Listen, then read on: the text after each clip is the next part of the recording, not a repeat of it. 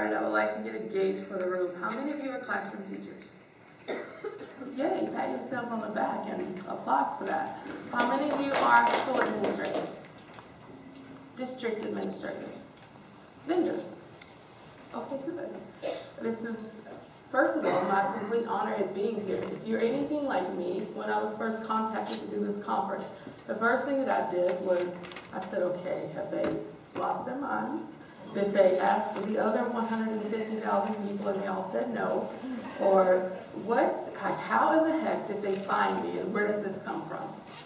And eventually I stopped questioning that because I realized that there's something about me that I know that maybe many of you that probably looked at that weird named person on that list and said that maybe you don't know. So let me tell you.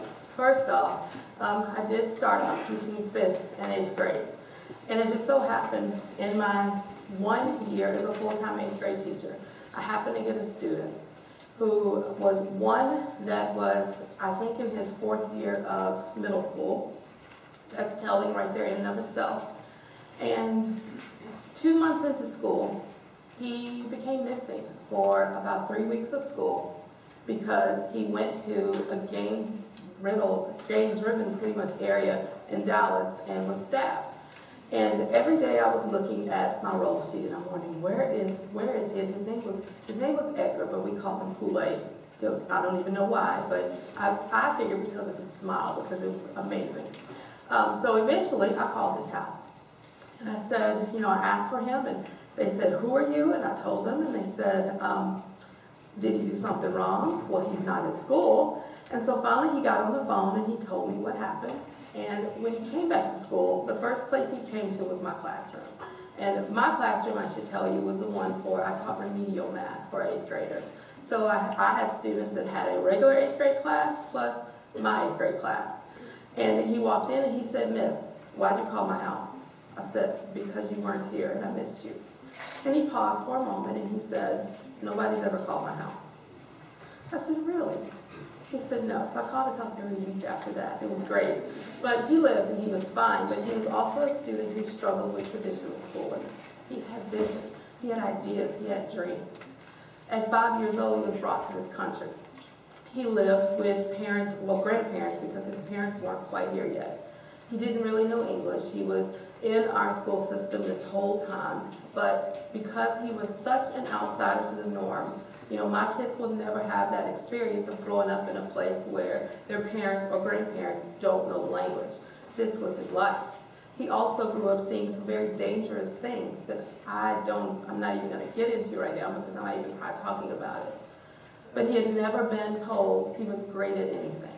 He had never been commended for the work that he did, and his response to that was to do everything but what he was capable of doing until he met his crazy 8th grade remedial math teacher.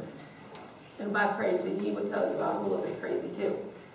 So, eventually he came, you know, back to school, and I saw that he kept coming to my classroom every day. Every day, 3 times a day. It's okay. Edgar, what's going on? He goes, well, when I go to my English class, she puts me out. Why is she putting you out? Because I don't have a pencil. So he would go to this class, and as soon as he'd walk in the door, because he didn't have something to write with, he was sent back from class and then to my class. So every day before he came to school, I had a little pencil jar in my room, and he would come by me in the morning to get a pencil. And I knew good and well I gave him pencils throughout the day. But do you think he stopped coming to my room 3 times a day? No. 3 times a day he'd come to my room.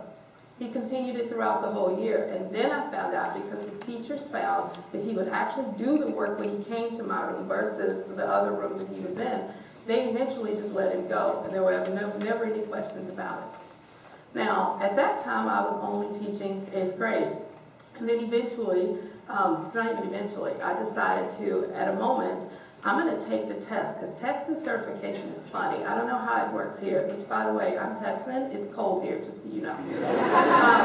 So Texas certification works like this. Like, you go to college, you get certified in a subject area. For me, it was middle school math or math education.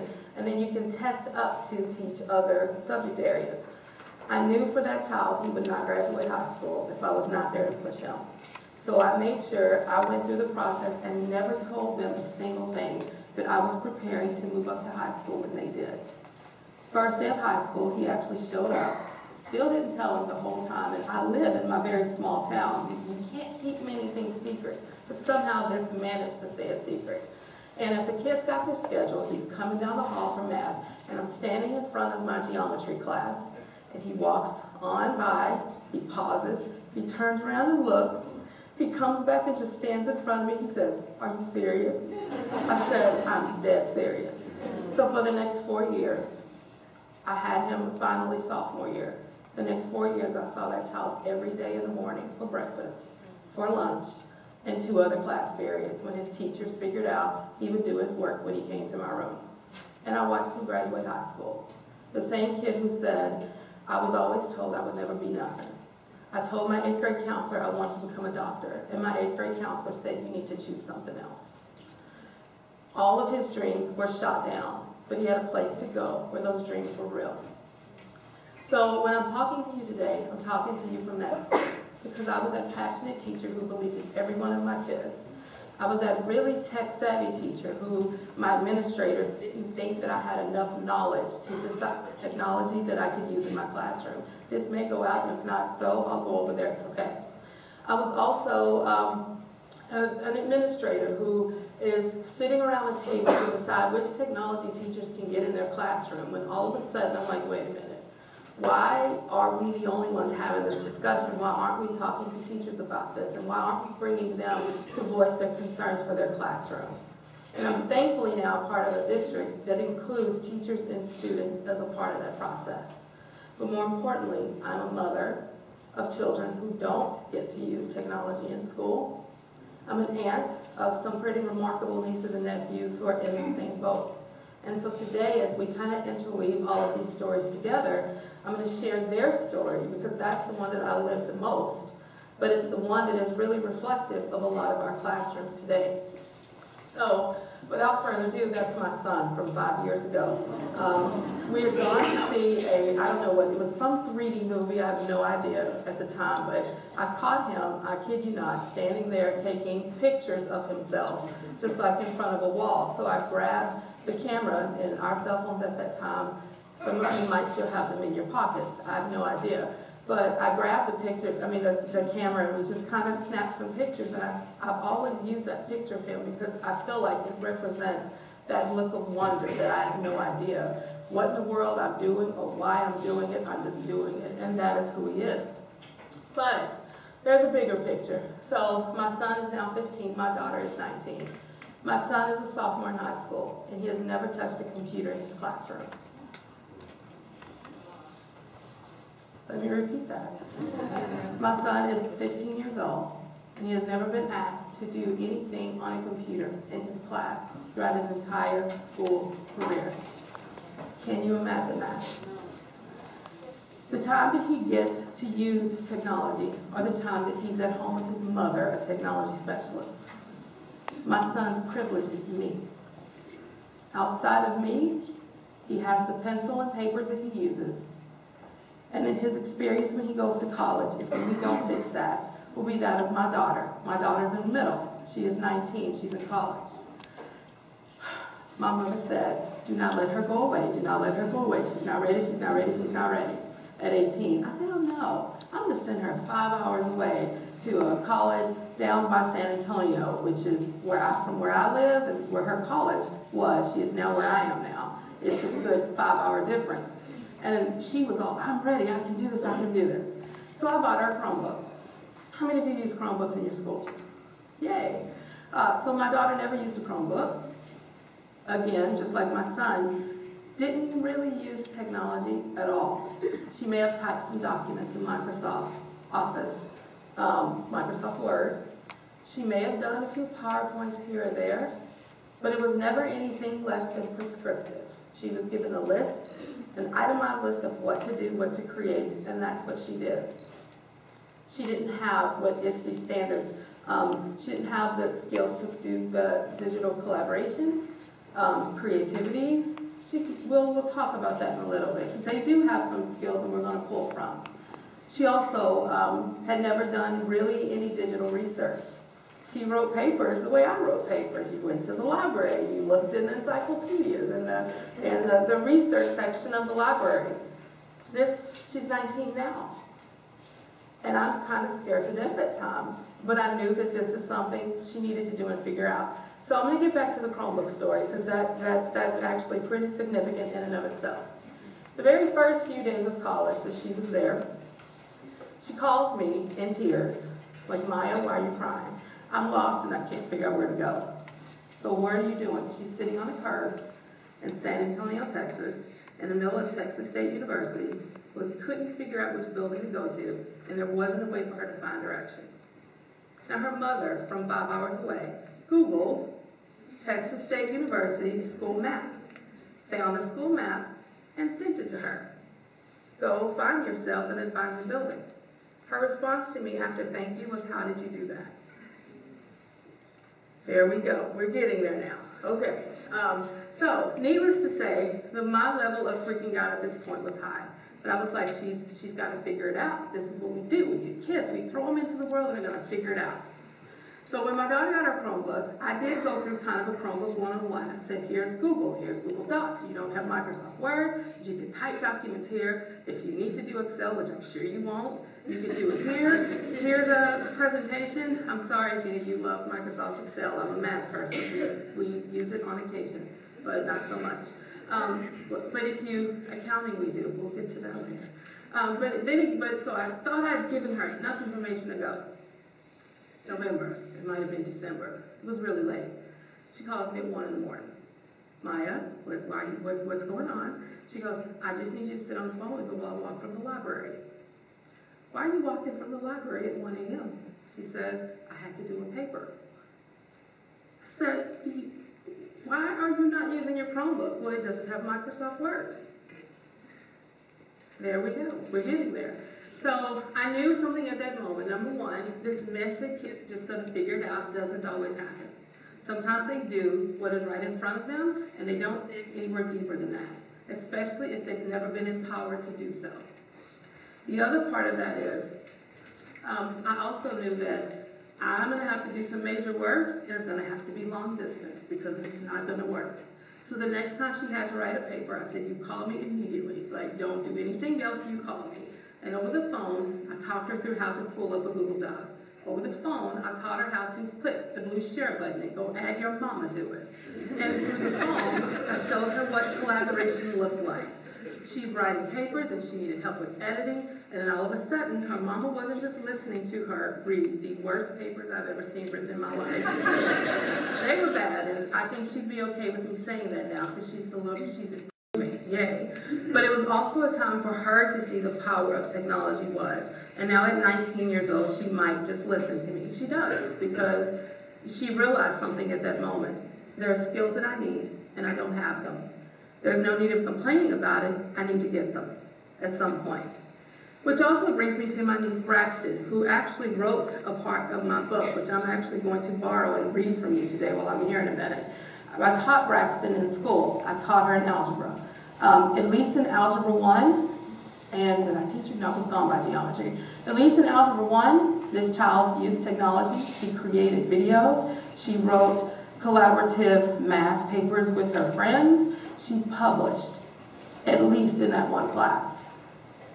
But there was also something else that I noticed as I worked with her and the group of peers that they had had really cool ways of doing things, but not a platform sometimes to share what that was. And so the cool and also down part of working, when we got to Braxton, who is now a senior in high school, she has a few more skills, but again, save for Algebra 1, and the English teacher, who happened to be a friend of mine, who also understood how to integrate technology. Her technology use was non-existent prior to that, aside from a clicker. Knowing how to use a clicker is going to take you really far in life, isn't it? Which brings me to the younger generation of kids in my family.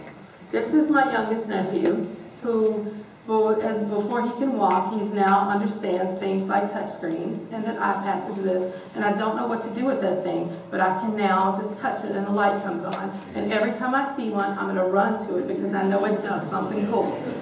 And if nothing else, my aunt knows how to lock in the Mickey Mouse Club theme song so it can play over and over and over and over until I go to sleep. But he won't grow up in an existence where he won't use technology. He won't grow up at a time where he doesn't ever put his fingers on a keyboard. He won't know. He might not even know what a real book is in some cases, or a textbook, because maybe by the time he gets to school, the textbook as we know it as is now won't exist. And if Discovery Ed has anything to do with it, that's happening now. And it's not a plug for Discovery Ed yet, but if you want to talk about math tech books, see me later. It's great. And all because of this kid. This is my nephew, Braden. And 2 years ago, he came to us and said, I want an iPad. And we said, no. And I said, what do you want to do with an iPad? Well, I want to play apps. At the time, he was a normal 8-year-old kid who saw my phone and liked playing my games. That's pretty much all that he did with it. But his entire world, and my entire world, and the world of a lot of teachers' classrooms changed the minute that iPad went into his hand, because that story changed tremendously. He's the reason why my other nephew his life won't exist in the way that it does now. So we gave Braden an iPad, and he did like any normal kid. What do you think he did? Played apps, took pictures. Anybody else? YouTube. How many of you believe in blocking YouTube for 5-year-olds? Secretly, you know you do. You just don't want to raise your hand. That's great. Because I know that my parents were probably the same way, or would have been, because there were things we couldn't watch. But when we gave Braden an iPad, the most powerful thing that he found was YouTube. This is a kid who will never understand the words, I don't know how. Will never understand the words, I can't. Will never understand the words, I just completely lost my chain of thought that quick. Will never understand the words, I'm just going to just leave it and just not do it. That's not his world. At 8 years old, after watching a Muppet movie one night, he stayed up all night, and I know this because I got a FaceTime call at 5 a.m. the next morning, and he said, Amy, look what I made. And it was a puppet. I'm like, okay, how'd you figure that out? YouTube. Oh, interesting. YouTube, okay. And as any parent, you just kind of hear that and go, yeah, except this wasn't the case. This was the case where he had made like a hideous hand puppet, and I can call it hideous because he does, and we're very real in my family, we tell the truth. But the puppet had, so he stayed up all night, that's on his mother, but he went around the house and found supplies, and I don't know what you think would go into a puppet, but clearly this is what he needed. He needed foam. I don't know where he found foam from, but somehow he found it. He needed fleece and felt. I don't know where he found fleece from. At the moment I didn't. I did find out much later where he got it from. That's a whole other story. Blankets are fun. A brown one has holes in it. Let's leave it at that. He also went and found plastic spoons and figured out how to put the eyes on a puppet, to glue together what the head would be, used, what's that gray tape called? I love y'all, thank you. Duct tape to kind of mold what the puppet would look like, and then covered it in fleece. That was the very first puppet that he ever made, but that most definitely wasn't his last. And the cool thing was, because of YouTube, his discovery and his inventions just grew. He didn't stop. He figured out he was really, really good at something and continued. So this is Braden, and yes, those are things he made too, also through YouTube. So we gave him this iPad, and he found on YouTube he can type the words how to. And in his mind he would think, I wonder what I can put on the end of this how to.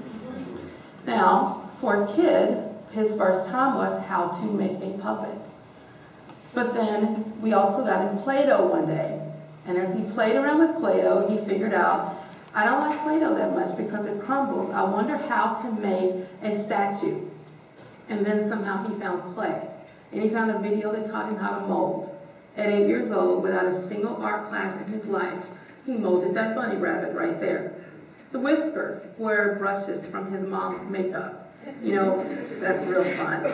Literally cut the bristles off of the makeup brush and put them into, make the whiskers of the actual bunny rabbit.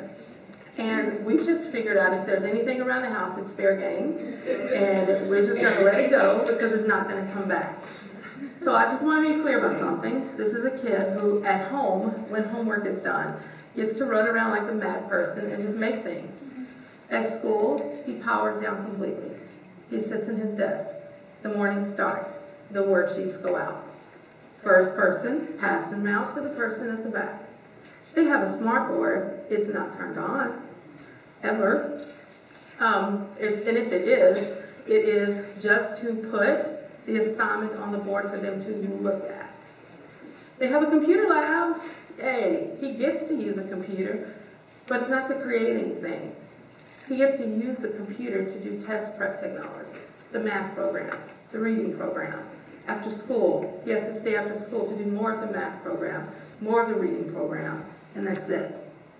When he comes home, how many of you teach elementary? Okay, I might hurt your feelings just now if any of you do this. I love you though.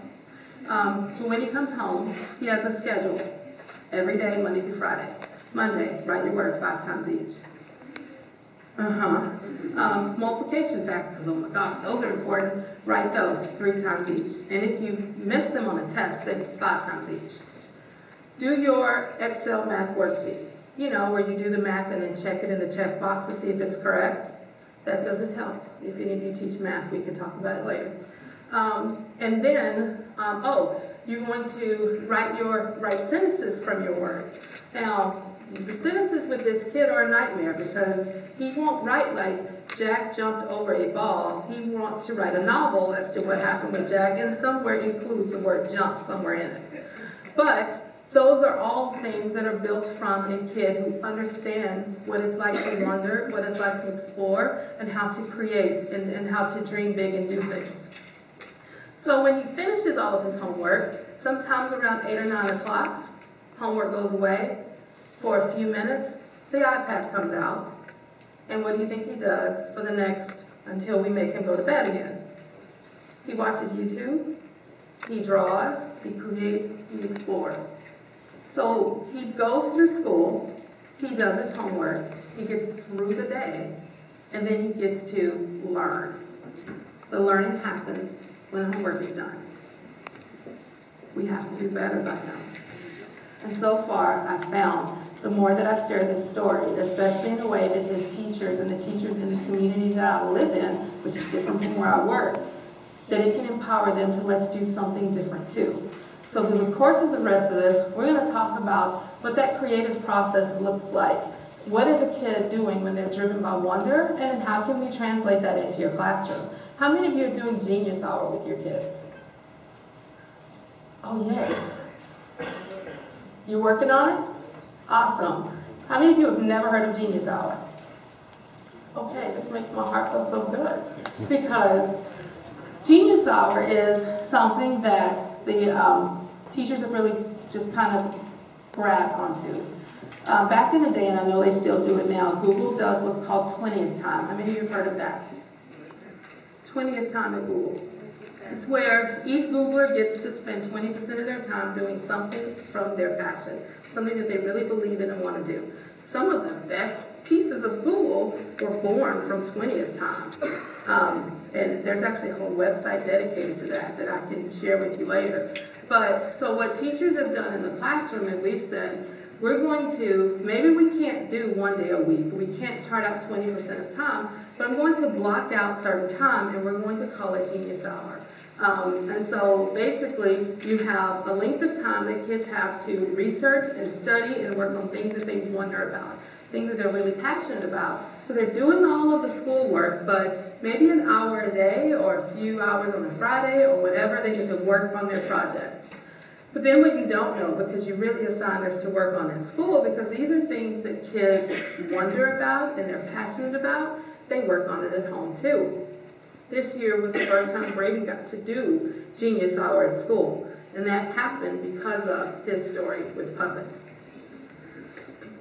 So how this all started was, remember, we gave him an iPad, he found YouTube, he found Google Images.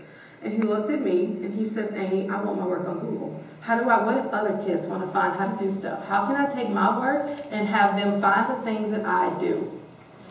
How many of you have kids publishing online? Okay, now there may be reasons against that. Some of you have policies in place that are against it, and some of you maybe are not quite sure how to make that happen. Publishing is one of the most powerful things you can give a person. My life changed the moment I started publishing. A few years ago, I was a teacher in a classroom in Ennis, Texas. How many of you have heard of Ennis, Texas? Really? Have y'all been there? No? Oh my gosh, this is the first time I've been anywhere and people heard of Ennis, Texas. Ennis, Texas is known for two things. We're a Czechoslovakian heritage community where we have a polka festival every year. Most of our kids have no idea where Czechoslovakia is. They have no idea what polka means. They just know every year we get a parade. And really great food. And kolaches every morning. But the other thing that Ennis is known for is football. We just won our 5th state title. And if you know anything about Texas, we run football. I just claim that now. Ohio, you don't win. But aside from that, in my community, our kids don't have any other outlet other than sports. If you're a boy, you go to sports. If you're a girl, what do you think girls do? Cheerleading. Not that anything wrong with cheerleading. My daughter was a great cheerleader. And to this day, she still thinks she still is. She is. My niece cheered for our state champion football team, but aside from cheerleading and football, and now we have, of course, girls' sports, that's all that we have for kids to do. We don't have an arts club. There's not a technology club. There's not a creative anything club. Oh, I take that back. We have theater at high school, and we have choir. But any other interests of kids, we don't have. So our classrooms where I live are pretty much rows, teacher at the front, bam, that's it. And there's no in between. But we have great teachers who are learning, and they're connected, and they're trying to fight that. And it all goes back to wanting my work on Google. So moving forward, Braden created his blog. And when I say Braden created his blog because he watched it on YouTube. He asked his Amy, can you make me a blog? I said, no. And he looks, what, no? No, go to YouTube, figure it out. And he did. So his blog was born. And if you pull up the blog in its current state, I believe if you Google, well, it's just bradensartplanet.blogspot.com, but if you Google Braden's Art Planet, his blog is like, it comes up like right away. Now, when he publishes, it's up to him. I don't tell him anything. I don't do anything. My world with him is figure it out. Now, if he gets stuck and really needs help, I will. But he started his blog in order to put his art online, a way for others to find the work that he does. What's cool coming from this is, I've shared this on Twitter with other teachers like everywhere, and a lot of teachers have kids blogging. How many have kids blogging? Okay, so here's what just happened. More of you said you have kids blogging than you that said kids are publishing. So let me just tell you something. If you're blogging, you're publishing. And if you're not blogging, you need to. And your kids need to. And we'll get to that part of that in just a second. So through his blog, he's able to upload. He can upload his videos to YouTube. He uploads his images. But he can also go into greater detail. And what I found was, the more that I shared this story, the more that I also realized the person who needed to share this story was him. And that's the way that he does it, through blog, Twitter, and Instagram, which I believe there is a digital citizenship session here today. Y'all should totally go to, because you'll really understand the gist of all of that. So I've already talked about this part, about how the learning begins when the homework ends, and that's him actually looking at building a puppet part 3 on his YouTube channel. So this is pretty much what his cycle is. Those are clips from different video images, stills from YouTube videos on how to make a puppet. You know how long it takes him now to make a puppet head? It takes him about 5 minutes.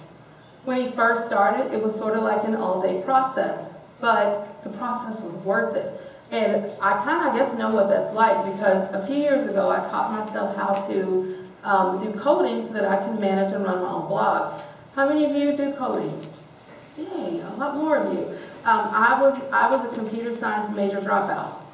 So I was, and I literally went to 2 classes and then said, this isn't for me.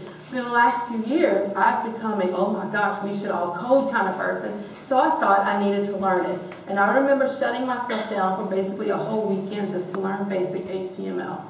And that was the hardest thing on earth that I did, but then it really wasn't, because it kind of connected to math, but it was empowering.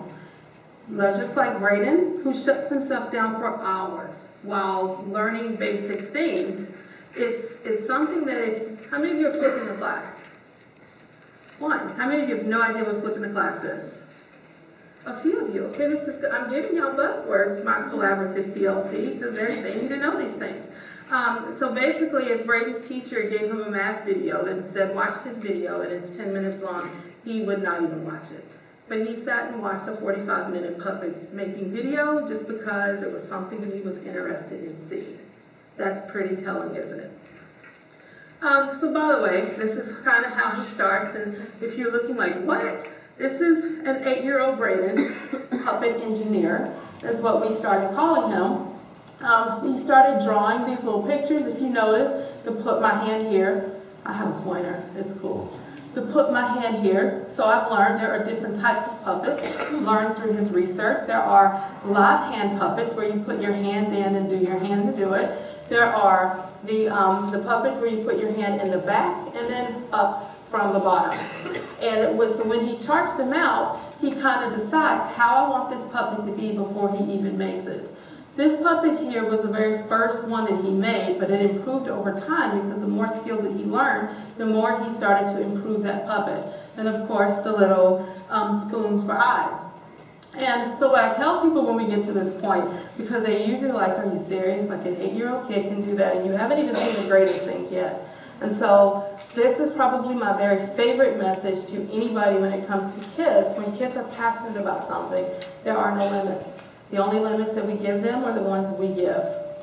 For example, we were just having a discussion in our office about programs that we were going to give kids access to.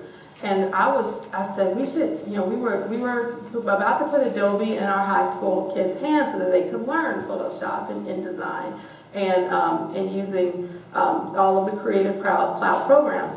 And I said, well, what about our elementary and junior high kids? And I was told, well, these programs aren't really for kids that young. These programs are only for kids. I mean, I think 15, 16 is young enough. I said, really? Just so you know, I now have a 9-year-old at home who knows how to fully animate his own 2-minute cartoon using Photoshop. So before you say we shouldn't give kids these tools, I need you to think about that, because they can do whatever we put in their hands to use. And there's some truth to that. So this is where we are now, with all the puppets that he has created, by his hand sewing every single stitch. How long do you think it would take me to make that? It takes him less than a day, from beginning to end, from a big sheet of green flat foam all the way to a big, it's not a teddy bear, it's a dog actually, a big dog that is holding a book. And they're all created from a place of wonder. So this one, for example, this is Fancy the Flamingo. Fancy the Flamingo is probably everybody's favorite because Fancy has shoe feet. So his guiding questions for this were, how can we make a puppet dance? That was number one. And the other one was, he wanted to make a puppet that had eyelids that blinked up and down.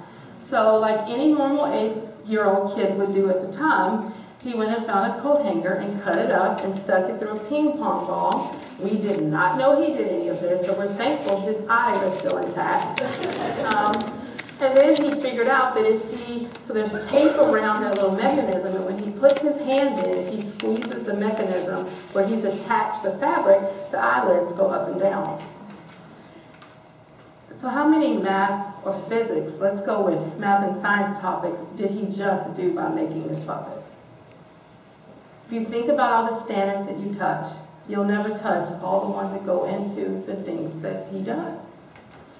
The puppet dancing, though, is pretty hilarious. He can't wear it anymore because he's a little bit taller, but it was fun watching your little nephew around with a big pink flamingo attached to him.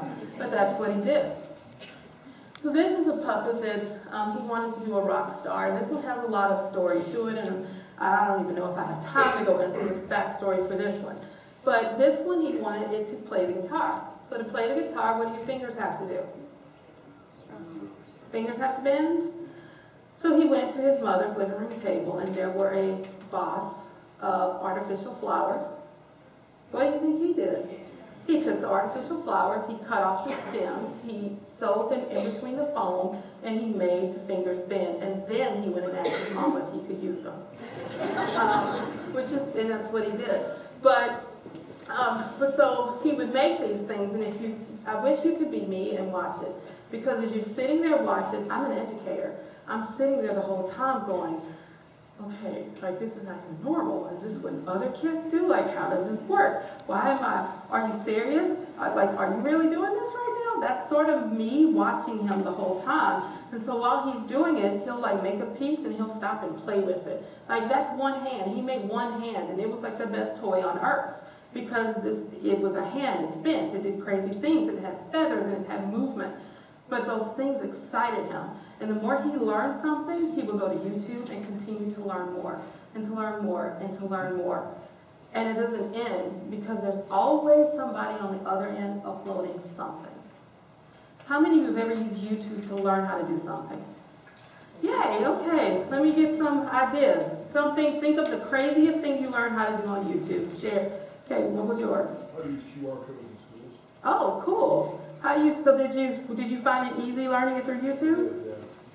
Awesome. Okay, anybody else? We create a workstation on a treadmill. Oh, really? I don't know if help it is really fun. Oh, that is awesome. Okay. It's how to jump the car. Oh, wow. Okay, I have a funny story with that, but I'll share with you later. Because I don't know anything about cars. I made my dad show me. I was going to create a series. There's one video. Okay. Different knitting stitches. Oh, wow. Different knitting stitches through YouTube. Anybody else? Military rope ties. Military what? Rope ties. Wow. How long did it take you to learn it? 12.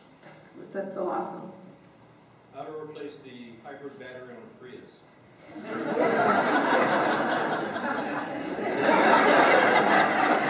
Okay, those are skill sets that I will never have. So I'm going to call you whenever I need. There we go. So the whole point in saying that is we want to block YouTube for the 5-year-old kid or 6-year-old kid because it's just not safe and there are too many other things they can find. And there is some truth to that. There are things that we don't want him looking at. Through the course of him making and learning these things, what do you think he's learned during this process?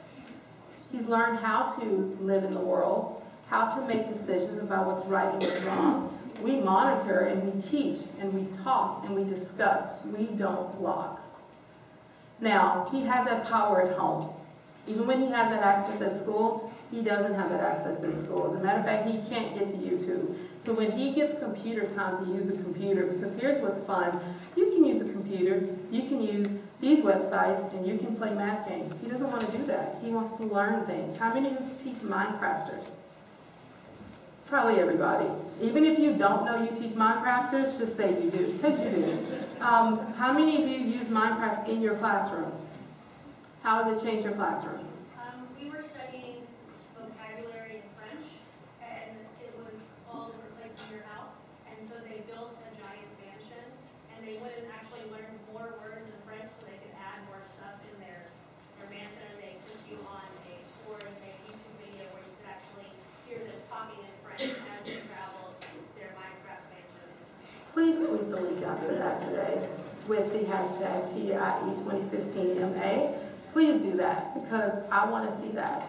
And this doesn't even include any of the Minecraft craziness. Yes, he watches videos on puppets, but he also watches videos on Minecraft. And there's an image, and it may or may not be in this one, where he's sitting on the couch with the YouTube in one hand and the controller in the other, because he's learning how to, he's actually learning how to, I did take a picture of that, he's learning how to program music boxes on Minecraft and then actually creating it at the same time.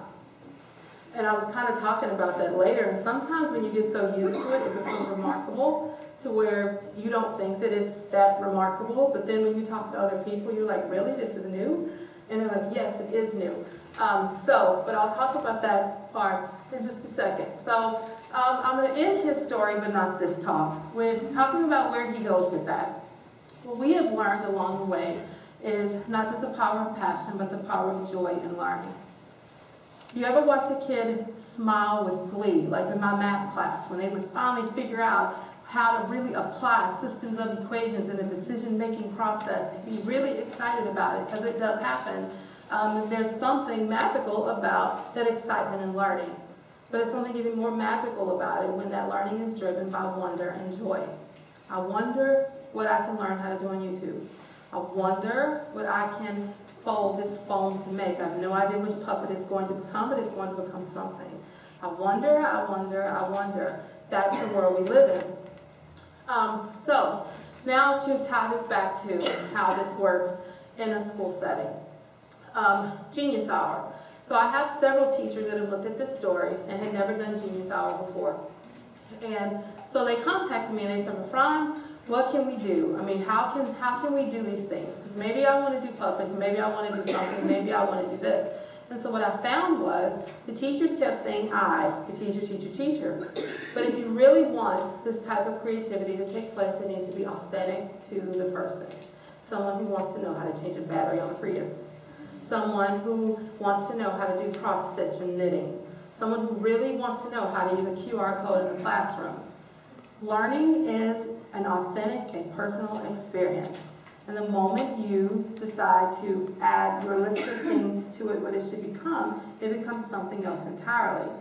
A big question that people have asked us is, what can he do with these puppets in school? Can he go make videos for his English class? What about for his science class? It'd be really cool if he did a puppet show.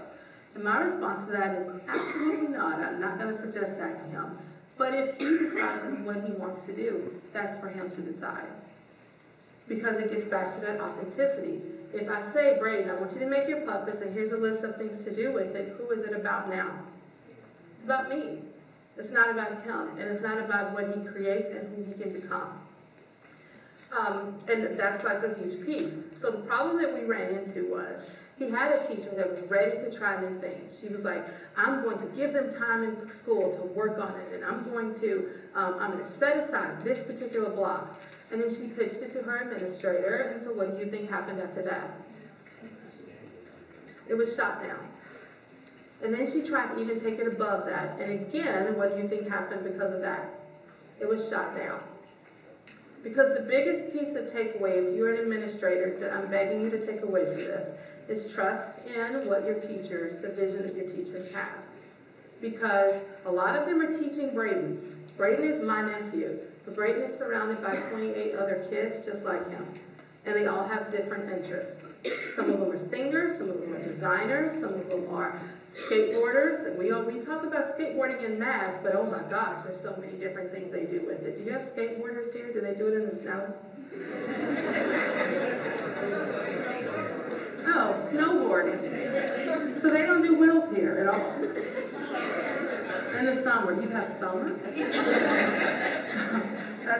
I'm sorry, when I got out of the car and I saw snow, I just freaked out. Because we don't see that where I live. But they're doing so many different other things.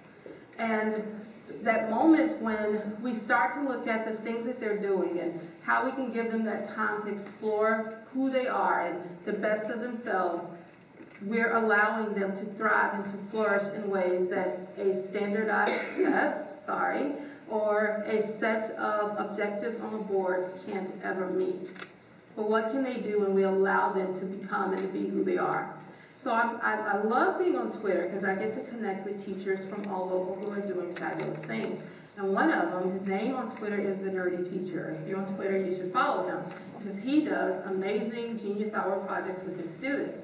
So he sets aside time, they blog about it the whole time, and I've seen like a kid in high school build, my Texas accent is coming out. A kid in high school decided he wanted to make a boat that actually worked out of wood. It was a certain type of boat, but he charted that whole process, and he actually built a boat as a high school sophomore. That's crazy.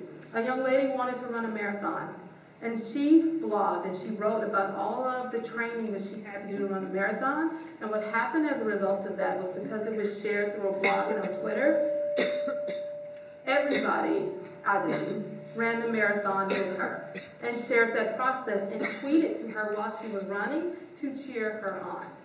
These are the things that we can do as we support and empower kids to be who they are. I love that the message here is about the power of students. I met an incredibly brilliant student last night who just happens to be right here, and she's presenting today in a session. At 18 years old, she's going to teach a group of teachers something about digital citizenship. How many of you take the time to learn from your kids? One. Okay. Anybody have learned anything crazy from your kids? Everybody's like, yes. How to make your own makeup. Are you serious? How to make your own makeup. Hello, science, because that's huge. Did they teach it in class? She shared a brilliant value. Oh, wow. Does she have a YouTube channel? So imagine that kid making her own makeup, uploading it to YouTube, and someone else, thousands of others on the other end, now learning how to make makeup from that student. That's what the power of kids is about. But they have to have access to tools in order to get there. They have to have access to the technology. Teachers have to have access in their classroom. Access is not a computer lab 5 halls around the corner. Access is the devices in their pockets. Thank you, New York, for deciding that cell phones don't exist. Devices in their pockets. The devices that, in my case, were often locked in a library. Devices locked in a library. Devices that we don't think we need to buy. A Chromebook costs $200. I used to waste that much money in supplies in my classroom. So imagine if you bought every teacher at least 2 to 5 Chromebooks in their classroom. Then they have access to the tools in order to learn and to create and to become something bigger that you haven't even imagined yet. So I like to even go back to about my kids.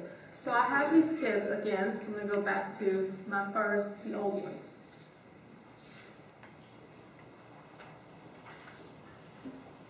There we go.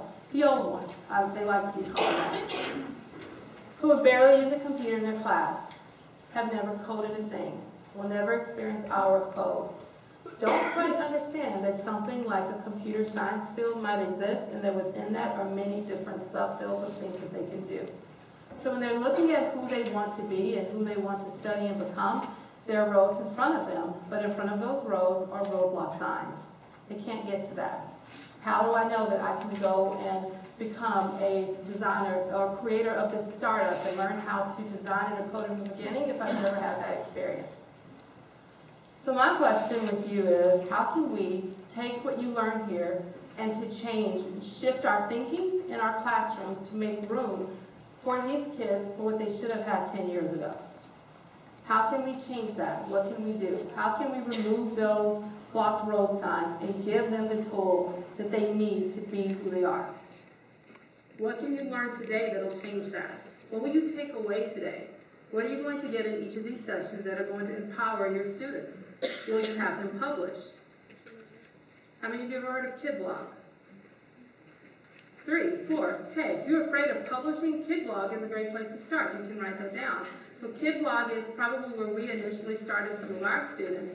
It allows you, the teacher, to basically create a walled garden so that your students you have classrooms of students that are all blogging in your classroom, but you can also share that outward to publish it outward so others can see. And then you can join Twitter. And there's a hashtag called Comments for Kids. And under Comments for Kids, other teachers go to the blogs that you've created for your teachers, and then we take that and we comment and give your students feedback. How powerful would that be for your kids to be able to do that? Don't be afraid. It's fun to just kind of step out of there and just do it. and it's life-changing. And then bringing that back to me and the life-changing part, in my hometown, nobody ever left. We stayed in it.